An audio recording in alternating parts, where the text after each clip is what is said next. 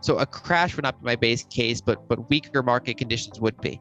The ways to protect against it are to own some cash or bonds as a non-zero position so they can rebalance into the weakness of things you want to own.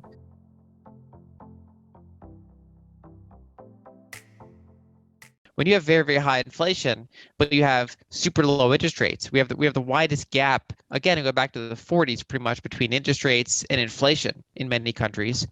And that's a very good environment for risk assets. There's deeply negative real yields because cash is getting rapidly devalued, and so money shifts into those other assets. And of course, the risk happens when that bottoms out, and if some of that fiscal and monetary stimulus starts to subside, it can pressure risk assets. We can get to later, but basically 2021 was a story of that massive expansion without that corresponding kind of tightness in monetary conditions. We have money supply not growing as quickly as it did, say the peak of the rate last year. In addition, a big component was used car prices going up dramatically because we've had semiconductor shortages. And so we see signs that there's a lot of inventory for cars at manufacturers.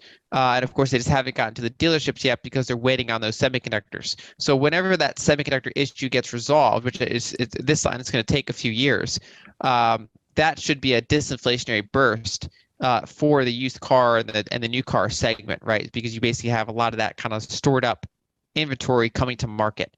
And so I do think we're going to see gyrations in inflation, kind of like how we already saw a gigantic lumber spike and then that cooled off and then it kind of rose again, while other areas of inflation, mainly the real estate segment, started kind of steadily going up. I think we're going to see rotations like that. But overall, I think that especially with fiscal policy pulling back and monetary policy tightening, I do think that we can start to see a cooling off of headline CPI. Just because cash loses 5, 6, 7, 8% a year, you can have markets go down 10, 20, 30, 40% in a given year, compared to, depending on what market you're looking at.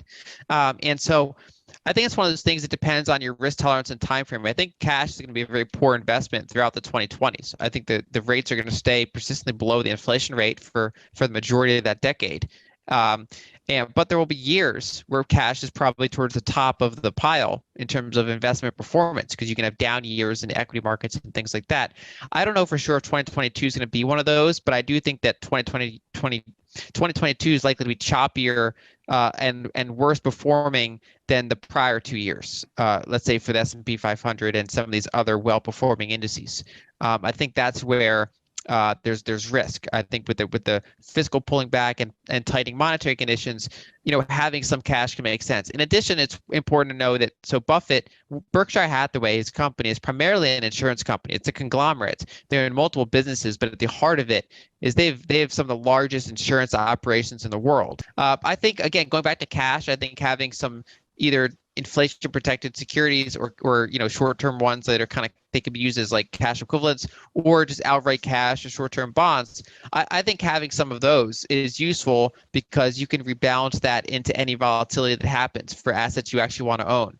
And again, all it takes is like, say, a negative 10% year for equity markets for cash to outperform, right? So it's not a super high bar, especially after such a strong period. So I wouldn't be all in cash, but I also wouldn't have zero cash. And then really, property is obviously a more personal decision because it's not just an investment, it's also a lifestyle decision.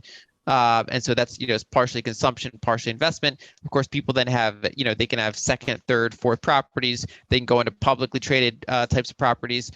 I think that is market dependent. So for example, I think in the United States, we still have many zip codes that are not very overvalued in terms of property. I think there are still attractive areas of buying property. Basically, in the United States, a lot of foreign capital comes into our equity market. So our equity market is more expensive than similar companies in other countries, which is not always the case. But in this particular period of time, the equity market is very expensive. I'm also watching the commodity shortages, kind of the structural shortages as it relates to copper, nickel, even oil and gas to some extent, compared to the estimates that they're going to be using in, say, 2030. And so I think we're going to be running into some, commodity constraints along the way to some of those visions of the future.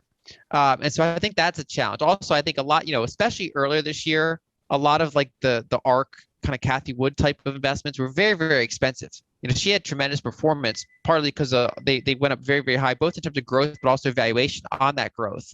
And so this year we've seen a big cooling off of valuation, even though ironically they're still high compared to traditional valuation metrics. So they're still pricing in a tremendous amount of growth, even though it's perhaps less bubbly than it was before. So actually, some of those names are perhaps more attractive now. I think some of the ARK growth stocks could do pretty well next year or 2 years.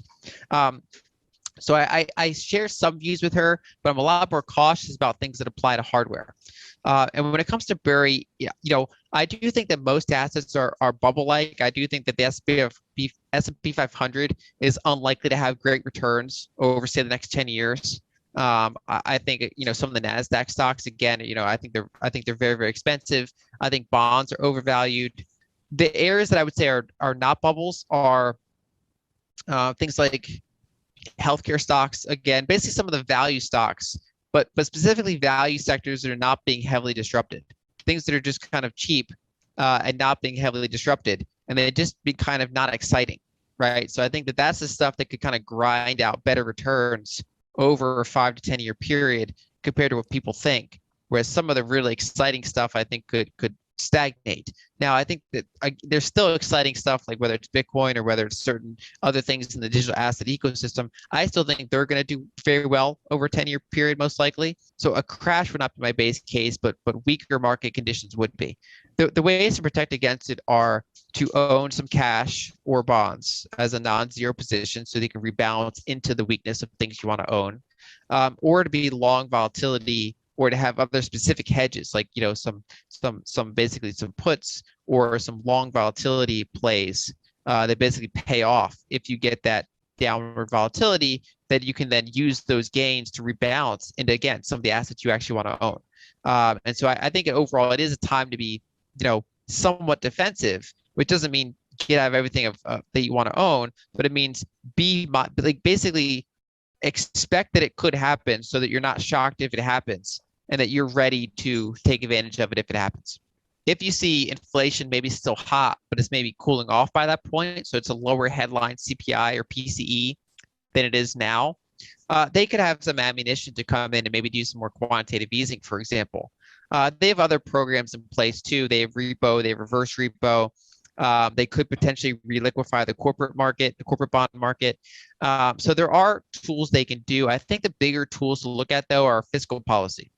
So people often, I think, assign too much power to the Fed, whereas a lot of what can drive markets and inflation and things like that is fiscal policy. So I think watching Congress, U.S. Congress, to see whether or not they pass some version of the Build Back Better plan. Right now, that's kind of been in limbo, right, because they had trouble getting votes in the Senate.